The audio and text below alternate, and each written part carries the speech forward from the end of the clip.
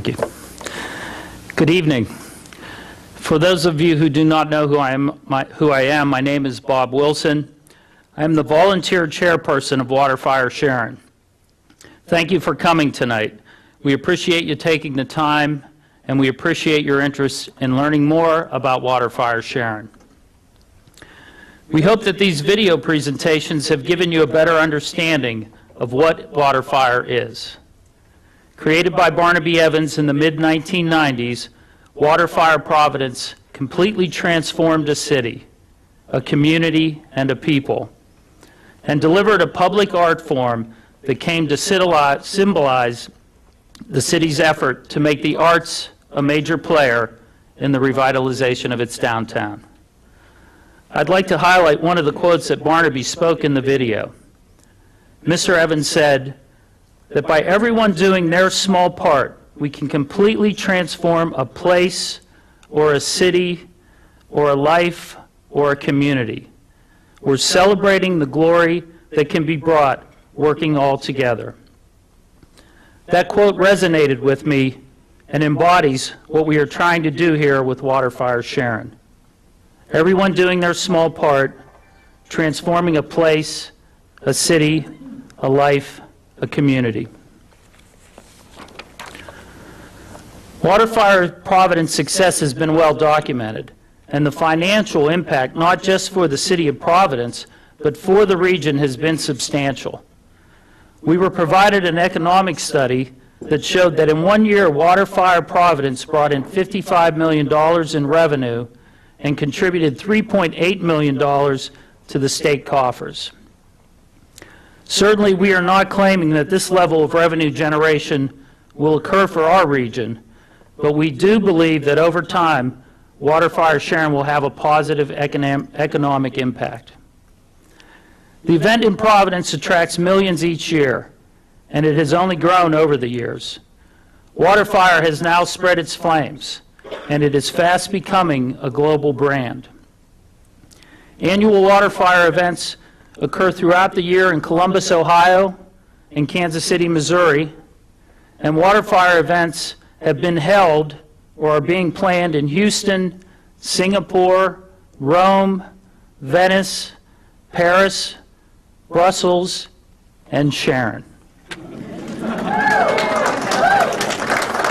That's right, Rome, Paris, Venice, Brussels, and Sharon, PA. Or as Mark and Stephen Jubileer would say, in beautiful downtown Sharon. So how did we get here? On September 10th of last year, a small group of us, 8 of us, went to Providence to experience WaterFire in person. Our common thread was an interest in developing ideas that could help revitalize Sharon. Every idea has a seed. Our seed for visiting Providence was Gary Mazaris. Gary attended a culinary event years ago in Providence, and he had the opportunity to see WaterFire. It left a strong impression on him, and he had never forgotten it. Having spent 40 years on the banks of the Shenango, working, not in a van down by the river, at least I don't think so, Gary has a unique perspective on what the river can offer us.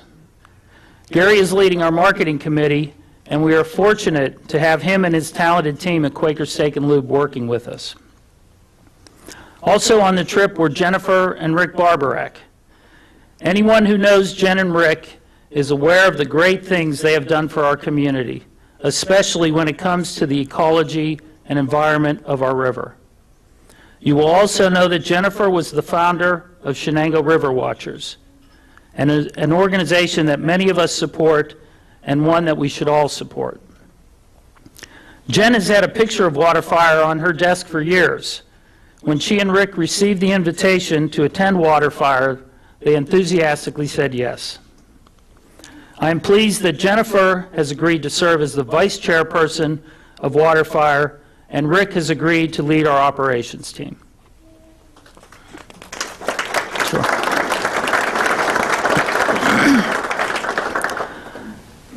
Donna and Karen Winter were on the trip, along with Mary James, event planner for the new Winter Cultural Arts Center.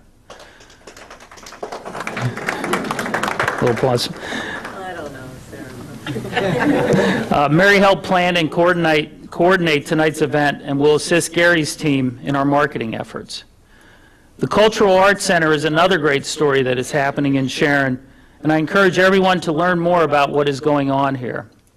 As you look at all the paintings and throughout the Arts Center, these are all from all of our local artists. So it's pretty exciting, I think. Karen Winter is serving as our grant writer-in-chief and has put together some impressive grant applications that we're hoping will be successful in helping us meet our funding needs. We're very pleased that Donna Winter is serving as our fundraising chairperson of WaterFire Sharon.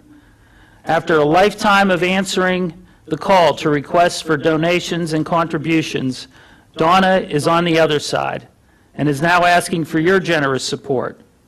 We are fortunate to have her serving in this role. In regards to the Winters, no family has done more for the city of Sharon and for this community. Their generosity, their commitment, and their optimism continues to benefit our community and continues to provide inspiration. Karen and Donna are admirably carrying the torch that was lit by Jim Winter.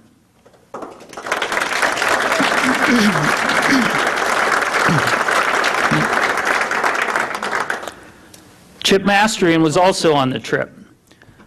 Since our region's downturn in the late 70s and early 80s, I cannot think of anyone who has volunteered more of his time to making a difference in economic development than Chip. We are fortunate to have Chip on our team, and he is serving as treasurer of WaterFire Sharon. I think Chip serves as treasurer on more volunteer committees than anyone in the tri-state area.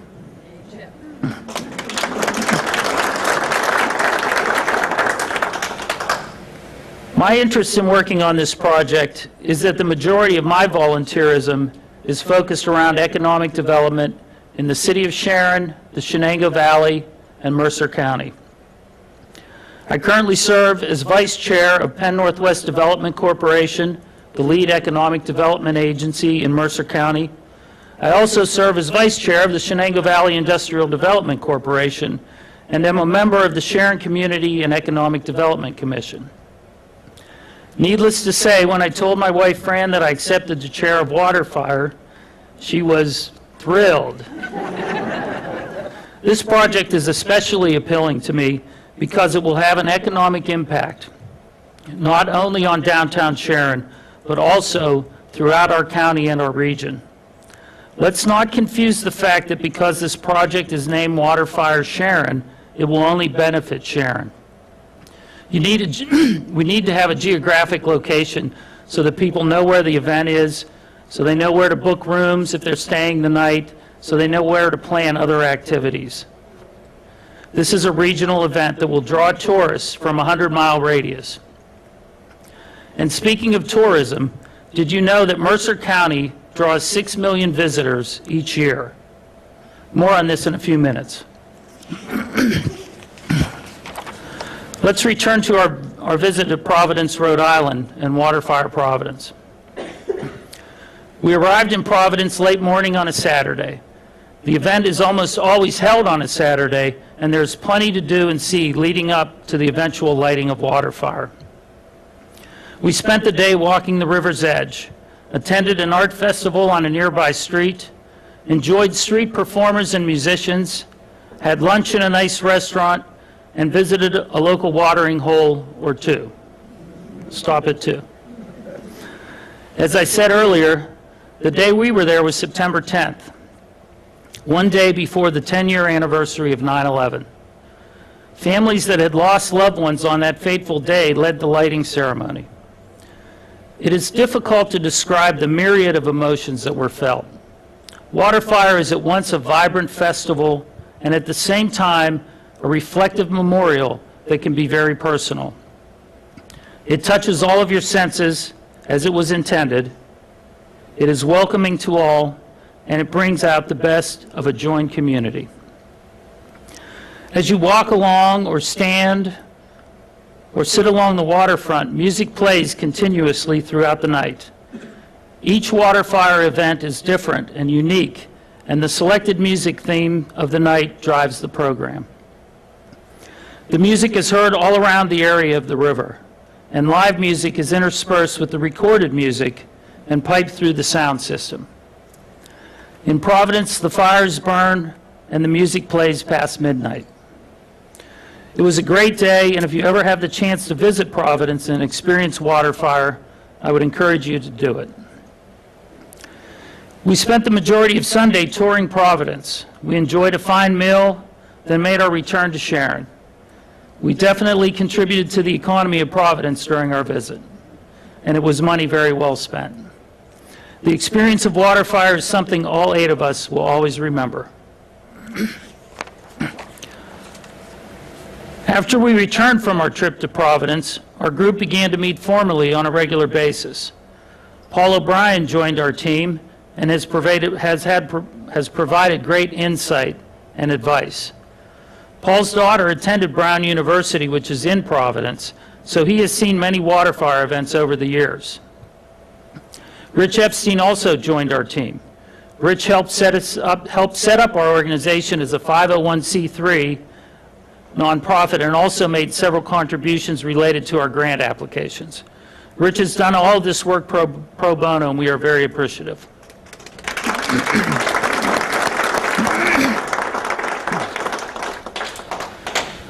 We began our discussions with many questions.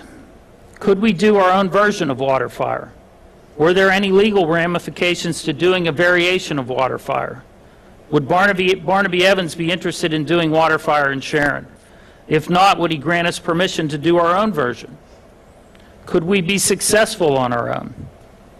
How critical was the brand? At the end of our discussions, we realized that the brand was critical. So we decided that we would reach out to WaterFire, the folks there. And I made a call, and they immediately said, well, you have to talk to Barnaby Evans. So when we finally connected,